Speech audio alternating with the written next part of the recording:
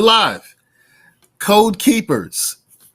If you're interested on how you can develop a bright financial future, if you're interested how you can go from poverty to popping, if you are interested in following some steps that will almost ensure that you get in the financial place that you're looking for, this is the show for you. Now, this show is not going to make everybody rich overnight. We don't do that. Who does that? All right. This show is not going to promise you some things that you don't have to work for. Who does that? Where does that happen? This is a show for you if you're interested in changing your life and the life of those who you love financially. So, welcome to this episode of Get on Code, where we focus on the code. And our code is empowerment. Everything you consume should power you. Everything that you produce should empower you. Your environment should empower you. And if not, get on code. All right, so today we have the good doctor, one of the Kappa Alpha Psi brothers. You know, I think 1911 was a great year. I think 1911 was a great year. You know, y'all started the fight, we ended the fight, but the fight was for us, for all of us. So, good brother Doc Wallace, man, good to have you on the show. And I like jumping right on in. We're going to let everybody know about your pedigree, check out your websites, check out your podcasts. But let's just jump in, man. Let's say I'm working at Walmart, right? I'm a stocker. Maybe I'm a cashier. You know, maybe I'll do something else at Walmart. Who knows? How can I create wealth? The type of wealth that you help people create with your books, with your podcast, with your other initiatives. How can I create that type of wealth if I'm working at Walmart?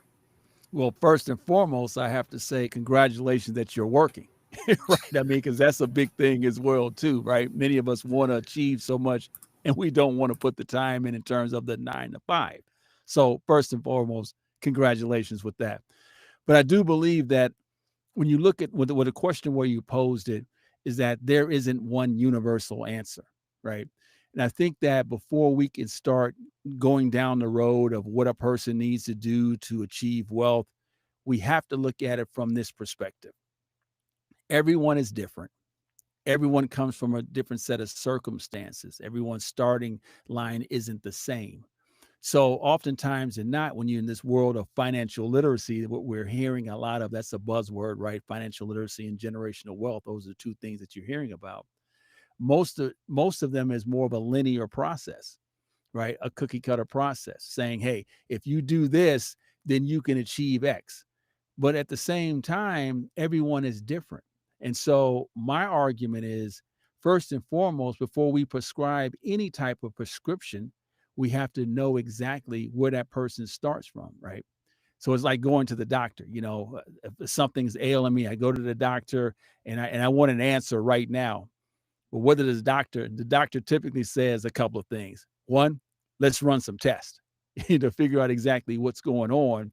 And then once we run the test, then we'll have a follow-up meeting. And then I can tell you exactly what the issues are and what we need to do, what I can prescribe for you to get healthy or whatever the case may be. Well, that's the same thing can be said in regards to financial literacy or the question that you posed. Many of us always say, you know, what do we need to do to get to X? But we don't know about the person. And I know we're going to get into the inherited financial narratives. We're going to talk about it in my book, whatnot. But for the most part, I can't answer that question because I don't know who the person is. I don't know where the person's background came from, you know, where they're trying to strive to, where they're trying to get to as well. But once I'm able to determine that, then I'm able to say, well, here's some things that you can do to reach your objective and goals. But without saying that is pretty much malpractice that you're finding in the industry because people are giving you information or suggestions without even knowing who the person is and what their background is all about. Malpractice. Whoa, that's heavy. Malpractice.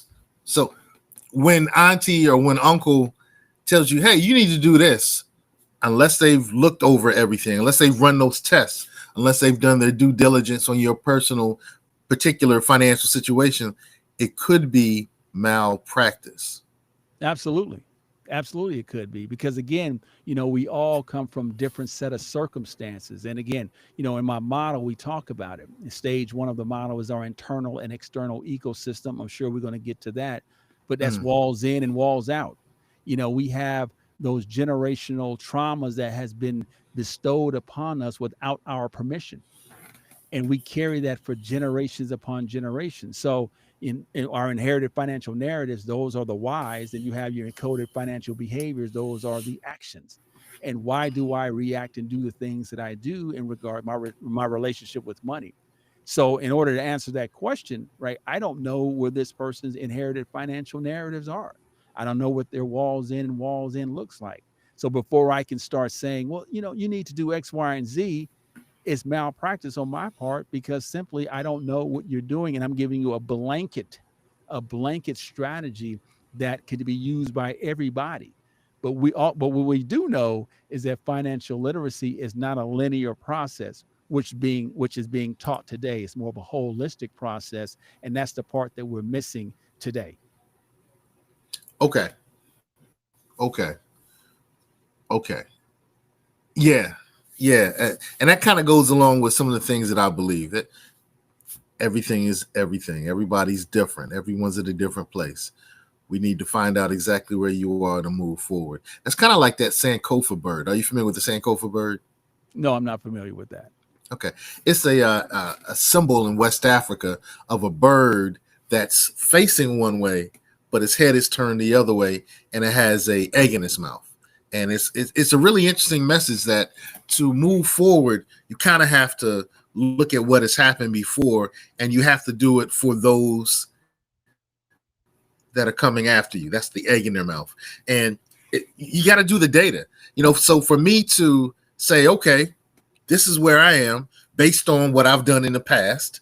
This is my financial situation based on what I did on the past. Now you can look at the past and help me move forward. And I'm doing it for myself and the generations that will come after me. I believe you have something beautiful to share, man. Something I beautiful to appreciate that. share. All right, all right. Well, all right. What if I have some money? Let's say I've addressed some of the things that you talk about in your book, right? And I want to make sure that my family can benefit from some of the things that I've done. Is there something you can point me to read or to listen to so I can help shape their mindsets? Yeah, absolutely. You pick up my book. I mean, You saw that's the the plug, right? That was a right. plug for the book, right? I appreciate that. Generational wealth begins with generational knowledge. It's an Amazon bestseller. Pick it up because we have the 7-stage generational wealth model included in that book, and we're going to get into the model itself. But for the most part, what you're saying is, how do I transfer my assets, right? We have been conditioned. Think about this. We've been conditioned to chase the idea of becoming rich, not in regards to wealth, right? Rich is transactional, wealth is a legacy. So oftentimes than not, we find celebrities or people that we know live right down the street or around the corner who may have achieved the asset piece of it all, who've become rich. But for the most part, they're not transferring the knowledge. The knowledge is the most important piece because 70% of the money that you earn I'm talking about you as the first generation. We're going to use you as an example. First generation, when it gets to your second generation, 70% of that wealth will be maintained. So think about that. Whoa. 70% of the wealth will be maintained based on what you've been able to accomplish. Now, if you go another generation in terms of your grandchildren, we're talking about 10% will be remaining. So between that time, we've lost 90% of the wealth that we've accumulated from your generation, right? So 90% when you get to your grandchildren. And the byproduct of that is simple. Generational wealth begins with generational knowledge. Mm. Oftentimes and not, we're focusing on achieving the wealth, but not the knowledge. I would argue in my book, and I say the same thing, is that the knowledge is more important because if I don't have the knowledge, I can't transfer it properly. right? And we find that happen. We find it so much, right? Okay. Someone passed away, it's in probate. You have all these issues going on, and we can go to Prince, who else? Aretha Franklin, Chadwick Boseman. These are the people that we know. But what about the people that we don't know? As I said, the person that lives next door, the person that you've heard about, right? The person who lives around the corner, the cousin, the auntie, the friend.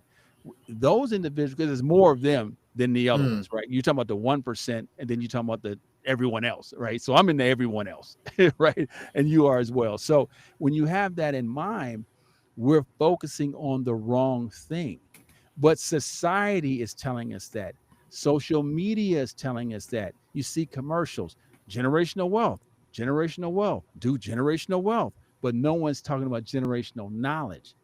Because yes, I can achieve the wealth. We've seen that.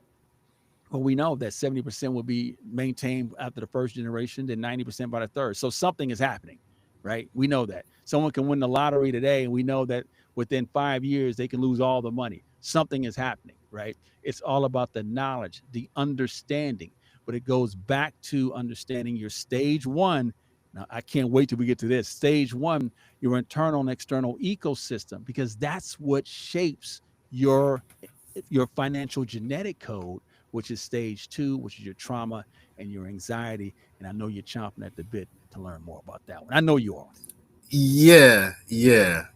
Okay, okay. Well, let's see if this works. I mean, you have the podcast, you have the book. I know you do talks. Can you give me an example of somebody who's benefited from your offerings? In terms of what? Give me more an example of what you're speaking of in terms of Yeah, off. somebody who may have consumed your content and changed their lives and they're doing much better financially, or even your story. I just need an example so the code keepers can say, okay, this is up to snuff. This Okay. is up to snuff. Yeah, use myself as an example. The reason I wrote the book basically was to address my internal and external ecosystem. Right. I am a financial advisor planner since 2014. And I always liken it to, when you go to the barber shop, the barber, takes care of everyone. When they get out the chair, they look great, right? Confidence, they look good. But typically the barber is the one you say, well, who does your hair? Right. I mean, they're the ones that don't get their hair done because they're working so hard. Well, I was that individual, right? I was doing all the leg work, helping people to be successful and things of that nature. But me personally, was not taking advantage of my own advice. And so once I was able to determine that as sitting across the table from so many families, that's where the model came into play.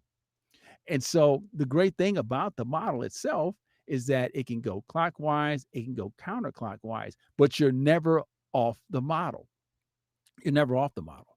So you may have people that invested, has done well, created the retirement plans, 401ks, insurances, life insurance, things of that nature. All that stuff is great. But at the end of the day, it's up to the individual to be able to acquiesce and to take feedback. The one thing that we know about money is it's very emotional. We're very guarded about it.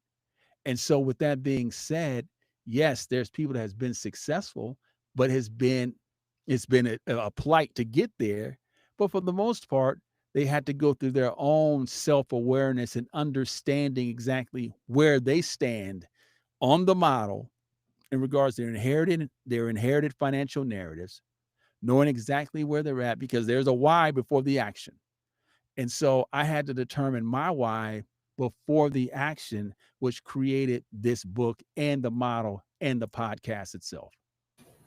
Wow. Wow. So, code keepers, I'm telling you, Doc has the goods. Doc has the goods. Now, a lot of us are watching here on YouTube. So, I want to share something very quickly. This is your YouTube channel.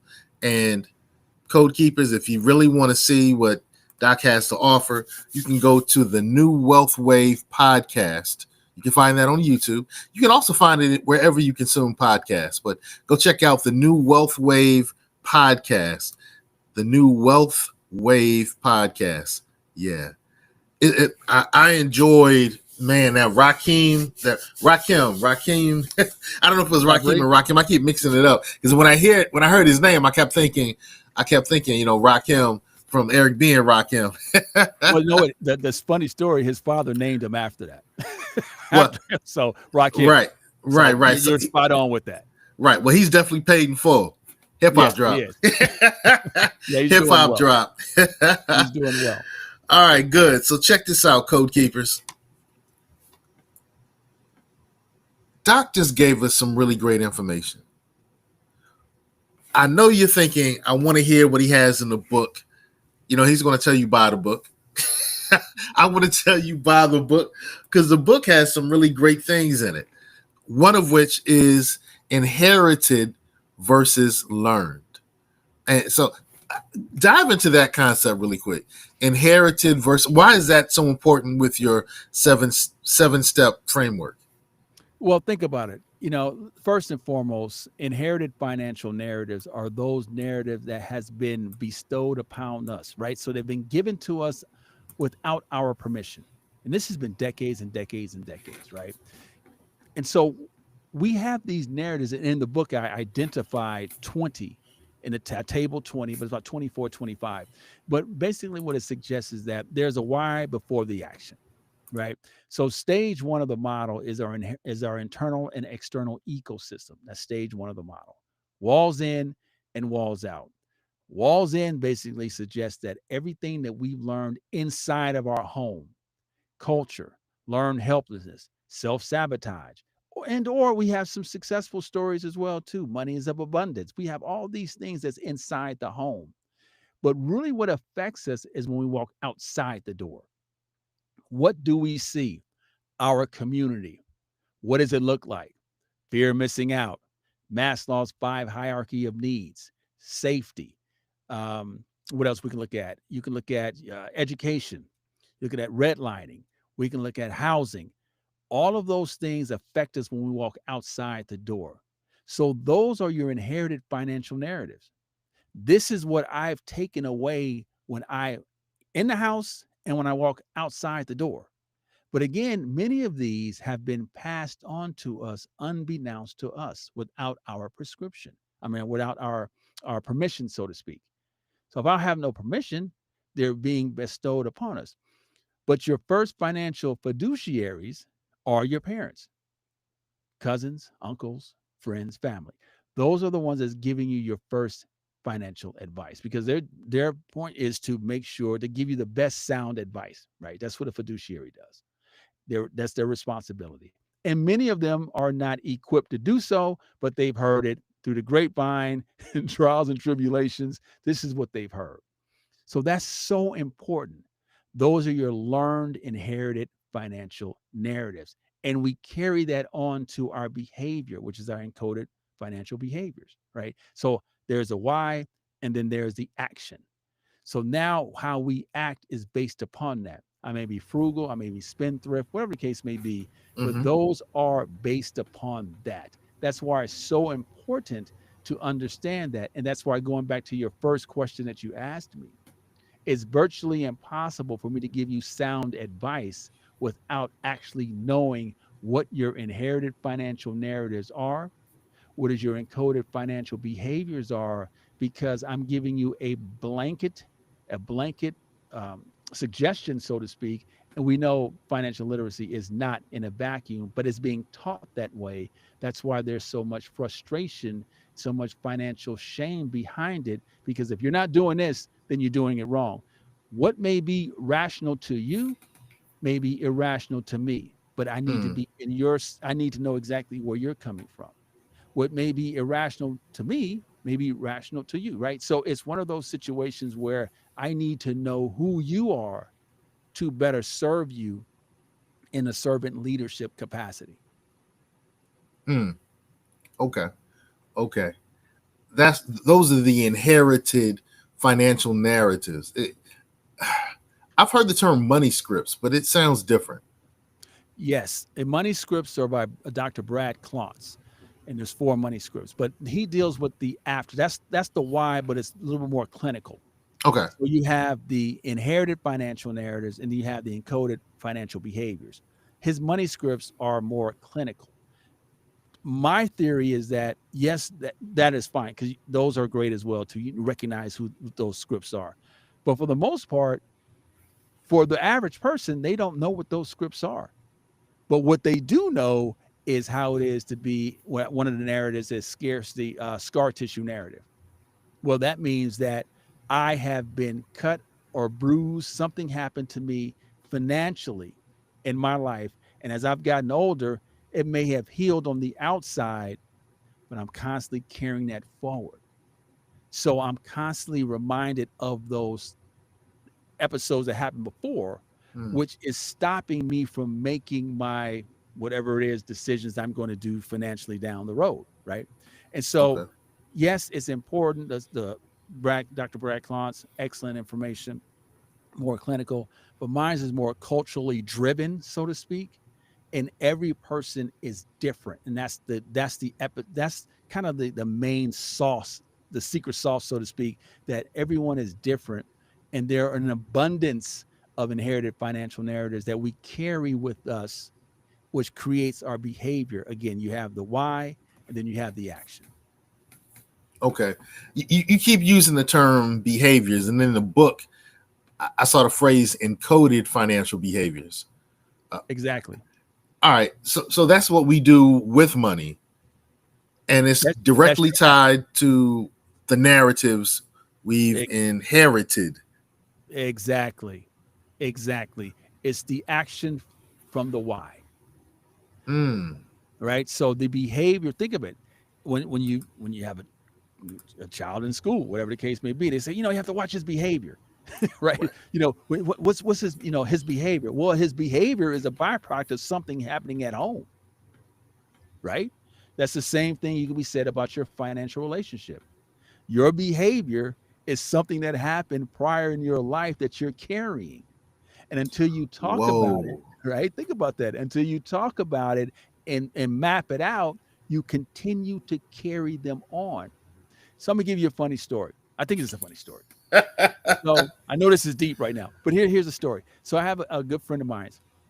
Been knowing this guy literally 60 this year.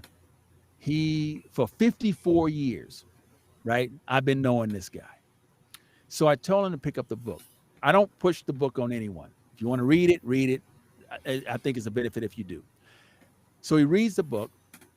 He calls me yesterday. He says, "Hey, man, I'm mad at you." I said, why is that? He said, "We've been friends for over 50 years. And you should have told me first about my inherited financial narratives versus telling the world. I've been knowing you the longest. Now the world knows before me," jokingly saying. But at the end of the day, he says this. He says, "If I would have known what I know by reading this book, it's changed my life. And I'm only in chapter 3. Hmm. I've learned a lot about myself." But what he said that was profound is, now I know why my parents were the way they were. I know why my dad was more of a scarcity of resources. And I know why my mom was more of an abundance.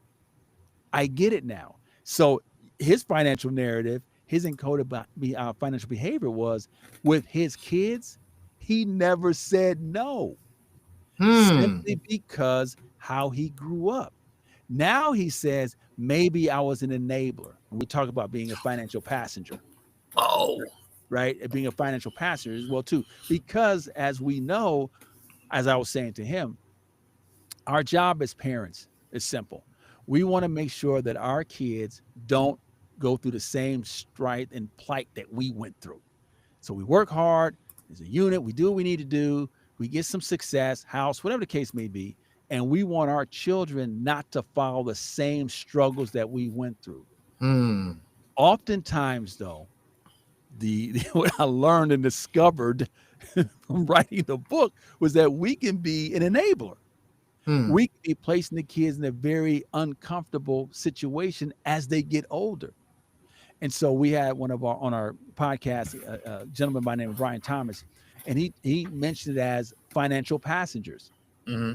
We're all financial passengers, but sometimes you have to say you got to get out of the passenger seat and start driving the car.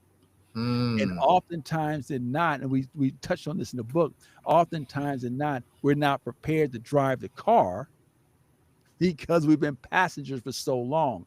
What does that mean? High debt, credit card debt, don't know how to manage money, inherited financial narratives, encoded financial behaviors, financial genetic code. All these things come into place because what we thought we were doing to help our kids actually has hindered them as well too. So that's what the book kind of talks about. When they see the title of the book, they think it's a financial book. No, it's not whatsoever. The book stands alone because it's not about finance. It's all about how to get your mind right to make sure that you can get to stage 5 in the model. And when you ask me the question about, we'll go over the model, but stage 5 of the model, which is financial well-being, that's what we're all trying to get to. But we've been fed this story of financial literacy and generational wealth, which is virtually impossible, in my opinion, if you're not able to handle and understand your inherited financial narratives, encoded financial behaviors, know what your financial genetic code is, because then those are the things that's going to stifle you from becoming to getting to stage 5, which is financial well-being. Wow, that's intriguing. And for your friend to say that I think I've been an enabler. That's We interesting. all have, but we really we all have in a sense. Yo, I was DJing an event about a month ago, and during the event, it was a family event, so we did some games. So one of the games we did was musical chairs, and interestingly enough, the last two people, there's one chair left. The last two people are running back and forth playing musical chairs, and when I stop the music, one lady starts to sit down, and the other lady pulls the chair from under her. First lady hits the ground. The crowd just starts laughing. We're all laughing. Didn't see that coming. Other lady sits down. I just found out that the young lady who pulled the chair, her son, who was there at the event, who's very young, at school, pulled the chair from another student and just cracked up. And now he's getting written up. He's being disciplined.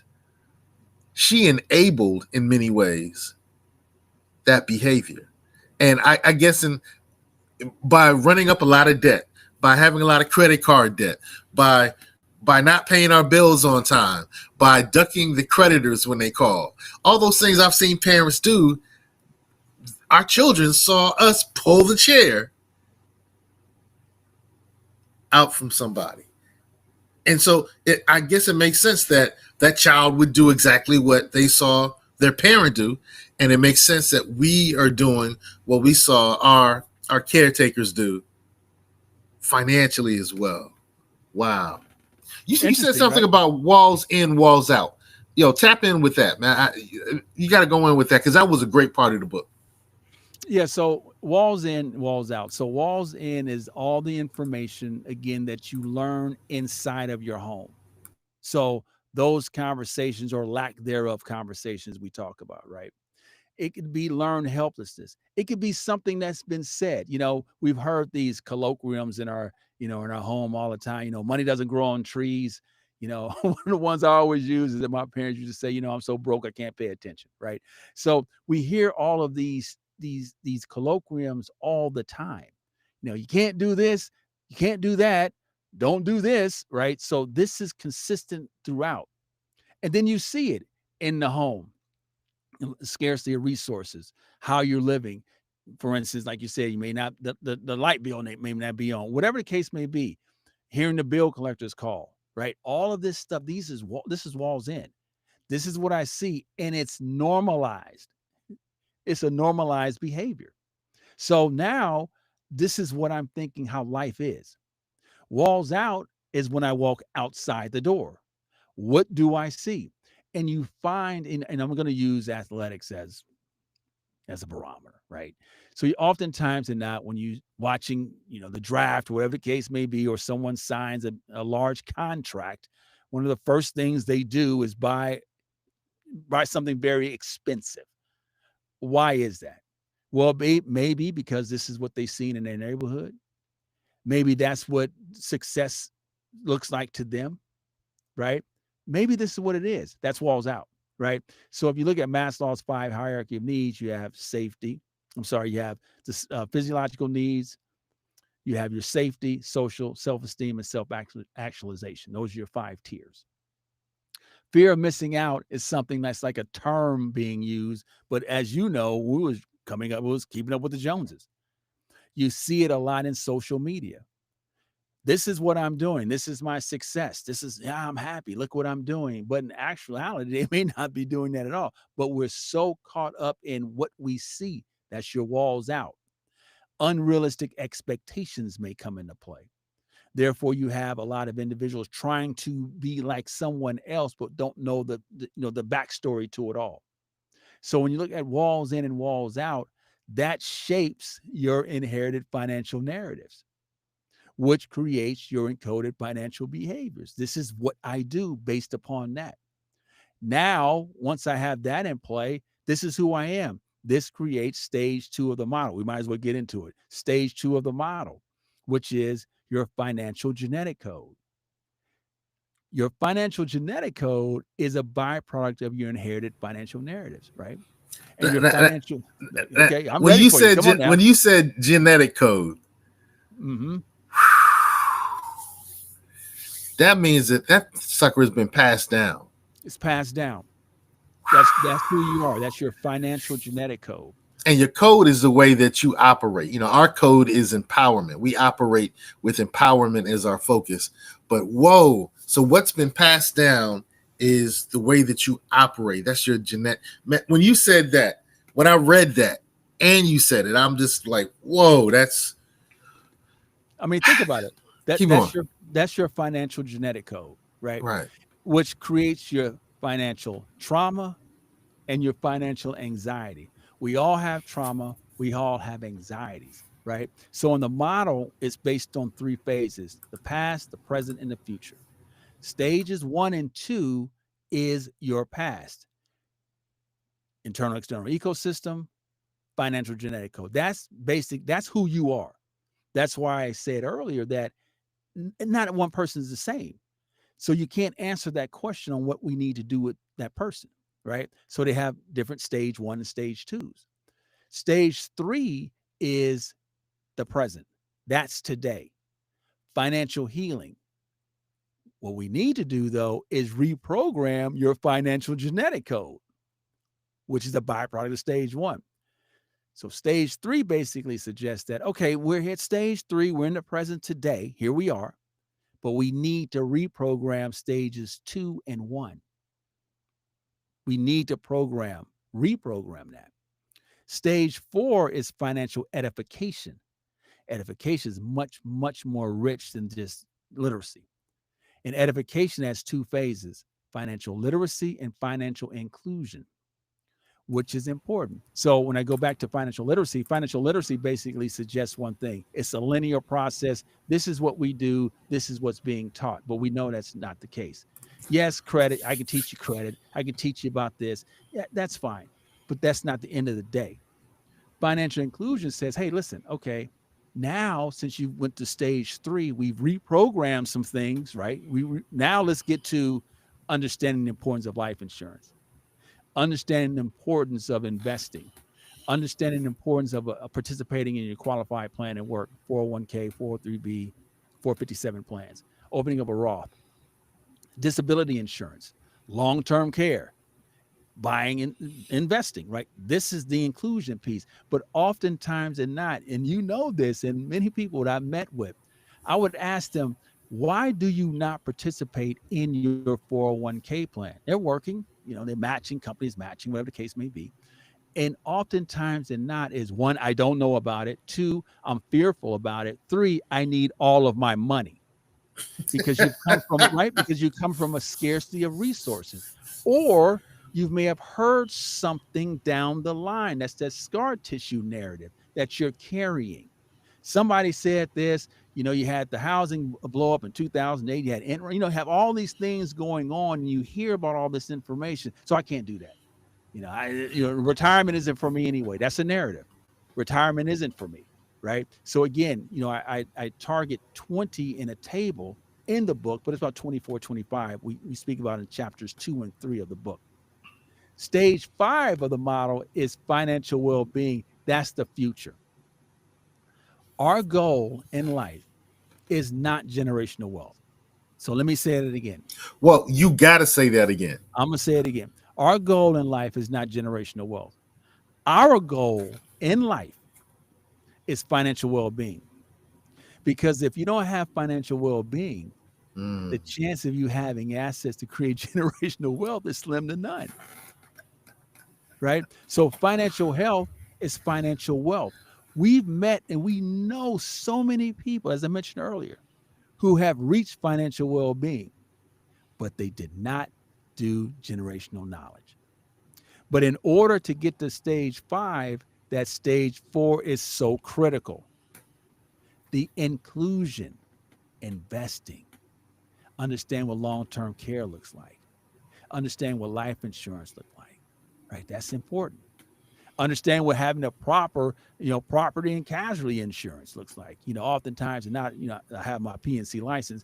Many people are saying, I don't want to pay the most. Give me the lowest deductibles. Well, no, because if something happened, that most bankruptcies come from having little to no property and casualty insurance. I mean, it Hmm. is what it is, right? Because anything can happen. I can go outside, run into someone in my car, and can lose everything, right? While having an umbrella policy. So all these things are so important. But stage 5, financial wealth, is financial health, right? That's the key. Because now I can enjoy my life. And then when I get to stage 6, I've accumulated these assets. I can now transfer them properly. But think about this. You have a lot of individuals, especially in the African American community, who parents don't have long-term care. So oftentimes what happened, we as the children are taking care of our parents. So what does that mean? That's a strain on us taking care of them. But many of them, we're talking about our parents, don't have long-term care. So someone has to take care of them. So if I go into a home, I know in California it's $7,000 a month. Who has $96,000 just hanging around? Right. So that in itself, if you do have assets, so I'm speaking of you now. We're talking about you right now.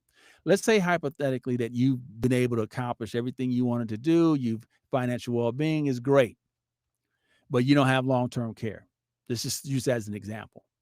So let's say you have about $1 million. Let's just throw a number out there. You have $1 million. We know that long-term care, you may live 3 to 5 years, right? Because that's about the time, right? So you're looking at about $7,000 a month, 96,000 times 5. The money that you've had is being ate up. So, right. So now if I'm transferring assets, I have little assets to transfer. Hmm. And we know also too, if you make so much money, you're not going to be eligible for Medicare, Hmm. Medicaid, One because of them. this, One of them. Yeah. yeah, Right. because you're based on it's all about what you have in terms of assets. So you have to spend down, you got to spend down all your cash, whatnot. You had to become basically poor, basically to get on the state system. Who wants to do that? Right. And so that's why it's important to understand that. But here is the caveat. Many of us do not have those tools in place because again, our inherited financial narratives, not believing in it, which creates the why. Our financial genetic code, Mm. trauma and anxiety, not being healed, stage 3, reprogramming that. Right. And so it's hard for us to get there. So we have to create our financial footprints, which is stage 6 to get to stage 7. That's why the book basically suggests I'm not telling you what to invest in because everyone does that. What I'm saying is we have to go back and pull back the curtain, so to speak, to get to know you because we have to know you. You have to change your inherited financial narratives. And I'm going to go a step further. So he said, why did you write the book? Who was your audience? 2-3 years ago, I didn't know who the audience was, but now I know specifically who the audience is. There are 5 financial professionals. You have the financial therapist, you have the financial educator, you have the financial counselor, you have the financial planner, you have the financial advisor. Those are your 5 financial professionals. The book is geared for those individuals because oftentimes than not, I was just speaking about this. Okay. Oftentimes than not, we, in one of those 5 professions, we are transferring our inherited financial narratives and encoded financial behaviors to our clients. We've all, think about that. We've all come from a set of circumstances. We all are. Unconsciously, we are transferring that information. So it's Wow. important, right? So think about that. So it's important. So the book is doing well. The financial professionals, they're buying the book. And you know what they're saying? I'm learning a lot about myself. Before now, I can now really sit at the table across from my client and understand their set of circumstances. Whereas before, where I thought that was irrational, well, it's rational based upon their inherited financial narratives. My goal now is to put tools in place to allow them to move forward, but not one person can do that. That's why Mm. it's important, right? That's why it's important for each person to say, okay, where am I at? Do I need a financial advisor? Do I need a planner? Do I need an educator? Do I need a counselor? Do I need a therapist? What do I need first? Because I can guarantee, I can tell you this from experience. I've met with a lot of clients who 6-figure earners, but they need therapy. Doesn't matter what I say or do, whatever the plan is put in place, they're still going to have financial flashbacks. They're going to go back to their stage 1 and stage 2, and they're not going to move, right? You know, what is it? What's the word when you're analysis by paralysis? So you run into that situation as well too. You know, I just want information, but I'm not going to do anything. Yeah, you know, I just want to gather information, but I'm not going to do anything because they're carrying this scar tissue. They're carrying these narratives along with them. Well, retirement isn't for me. So think about this. So now you have the book to those 5 financial professionals. Now, a person like yourself reads the book, you say, man, I've uncovered a lot about myself. Yeah, maybe I don't need a planner today. I need to flush some stuff out first, right? To figure out me. Then when I sit with someone, you know, I'm able to do so in a very effective manner. That's why I say that financial literacy is not a linear process and generational wealth is more holistic, but we're not speaking of it in those terms. So think about this one. Let me give you another example. So now you're in a partnership, business, or you're married. Let's say you're a couple. Both. You right. So you have 2 people who have come from 2 different internal and external ecosystems, right? Very different. Very different. Yeah. So their idea and their relationship with money is totally different. We know that a lion's share of divorces anyway, we don't know the actual numbers, but we know that a lot of it is a byproduct of money. We know that. I mean, it's been proven. Counseling that Mm-hmm. says about money, right? It's a byproduct because their stage 1s are different. They have a different financial genetic code, and they have no financial healing. So they're going into this partnership not knowing each other. So when something happens, they're going to always flash back to this. You know, why are you spending so much money? Why are you saving so much money? Well, it's because based on my inherited financial narratives, my encoded financial behavior, my financial genetic code, this is how I'm wired. Therefore, it's important to sit down, and we have in the book, we each person, I always say, go through the book with your partner, answer the questions. After each chapter, there is assessment. Go through those assessments, then you have a better idea of where you both stand. Then you can move forward. But again, money is something that we don't talk about. It's close to the vest. You know, we have situations when you have financial insecurities, right? You have that as well. Right. When you have that situation, So it's all of those. When you think of it as when you have a relation with someone's cheating on you, so to speak, you can do that financially as well too, right? Some financial infidelities. Mm, We have that, right? I don't know anything about what you're doing. It may come out when you pass away. Oh man, he all these accounts, right? I didn't know what those financial infidelities. Again, coming from their stage one and stage two. okay. Well, code keepers, as whew, whoa, if you're as whelmed, not overwhelmed, but whelmed as I am, you got to buy the book. And if you have a partner, if you have family members that you want to make sure are walking in alignment, you know, buy the book. Now, of course, this show is sponsored by Generational Flip, which is our documentary series on making changes in this generation to make sure that the next generation is different, is better. So let's run this commercial. Say that they are living paycheck to paycheck. You will be wealthier. My wife and I were flipping our first house. When you shift the way you see things, then your life is going to shift. Money is a tool for what you want. Money is not what you want. You don't want money. So that goes to show that you don't have faith when you do not take your money and put it into those accounts to earn interest. When you're scared thinking that something is going to happen, God says, who are you trusting in? Because I'm the one that has created the money system. Well, I then got offered $350 million for my company. It says you owe about $538,000.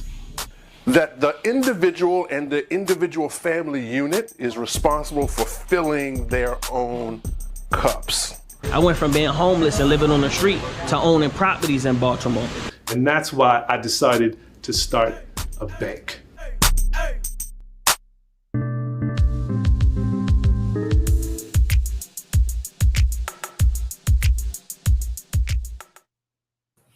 All right, code keepers. Yeah, check out Generational Flip. You can go to generationalflip.com. That was a little tidbit from episode 1.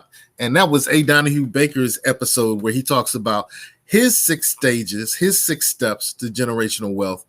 But I'm telling you, you got to check out what Doc says with his 7 steps, man. Those, whoo, that was definitely eye-opening. Definitely eye-opening. Now, look.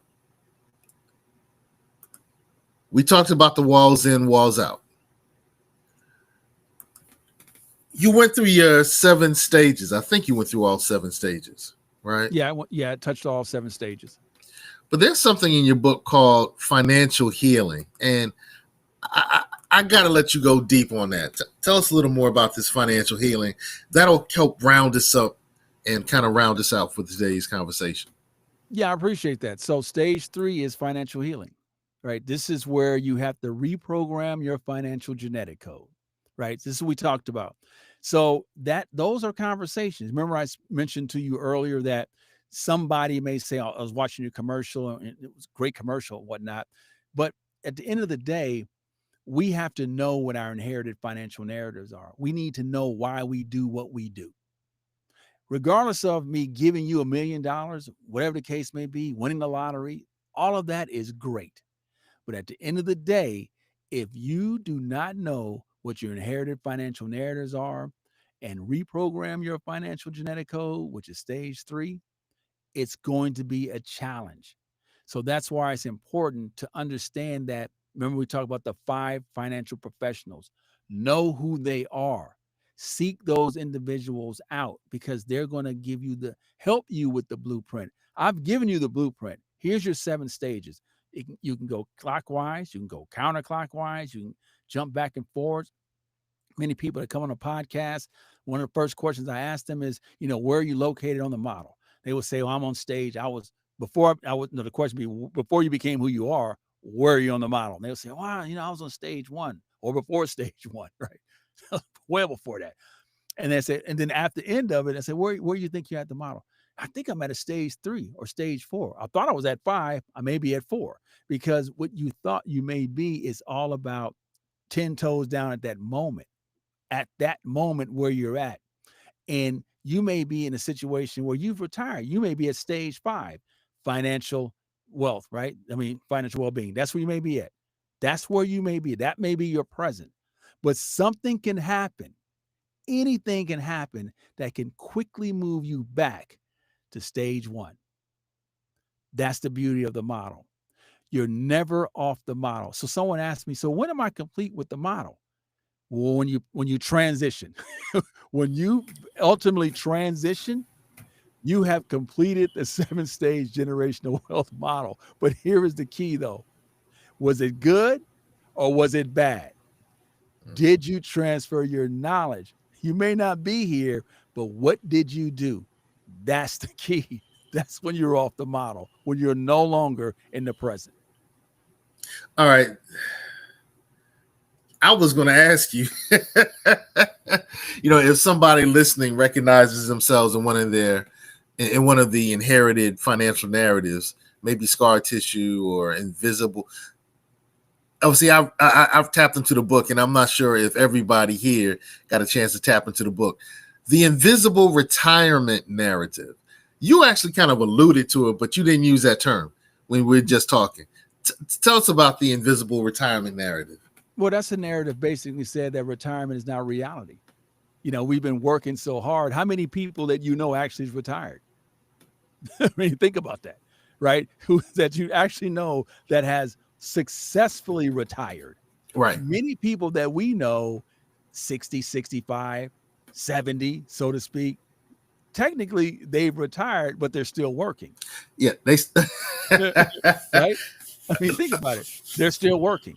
Right. So when you're thinking about actually retiring, how many people do we know in our ecosystem that's actually retired, that's doing the things that they love to do, whether it's golf, sewing, traveling, whatever the case may be? We don't know that many individuals. Therefore, when you're speaking about retiring, it's like, that's not reality for me. I don't know anyone that way. Yeah, what do I need to do? Who do I know? You start going, who do I know? Actually, who do I know that's retired? Everybody I know is still working. Wow. I'm thinking about my father's family, and 2 of them retired. I mean, really retired. They had done the savings and all the other things that it took so they could truly retire. That's interesting.